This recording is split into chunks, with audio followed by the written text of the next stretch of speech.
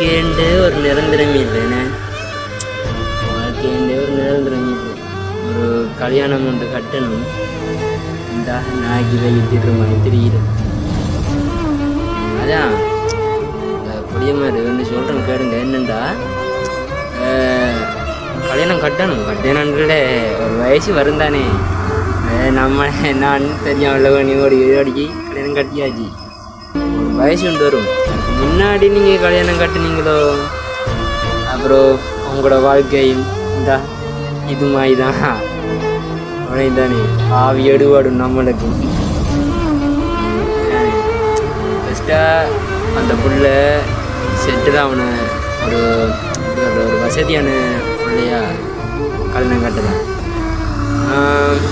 படிச்சிருக்கா கல்யாணம் கட்டலாம்.